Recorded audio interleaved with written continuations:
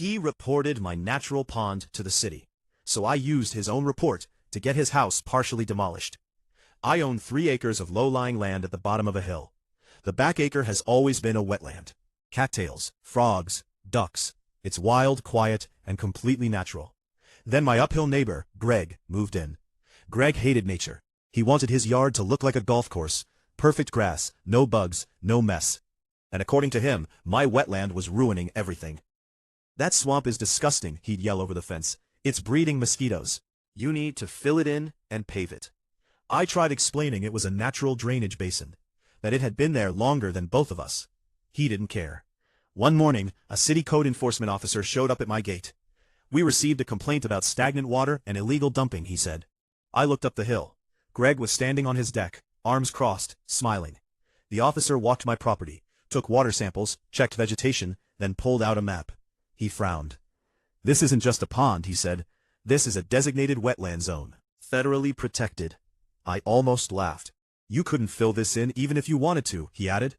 Greg's smile disappeared. Then the officer looked uphill, right at Greg's house. "Wait a minute," he muttered. He pointed to a large white pipe sticking out of Greg's retaining wall, dripping cloudy, soapy water directly into my wetland.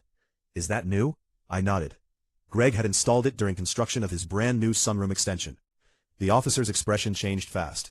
"He's discharging gray water into a protected wetland," he said. "And that sunroom, it looks very close to the buffer line." He pulled out a laser measure. Very close turned into 10 feet over the limit. Turns out when Greg reported me, he triggered a full environmental audit of the drainage basin. And the city didn't like what they found. Greg's sunroom was built inside a critical wetland buffer zone. Drainage system was illegally dumping laundry water into protected habitat.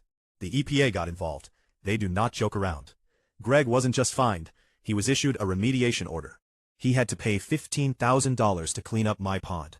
And the city declared his sunroom an illegal structure. He had to tear the entire thing down. I spent that summer sitting by my pond, listening to frogs, watching ducks glide through the cattails, and enjoying the sweet sound of jackhammers demolishing Greg's favorite room.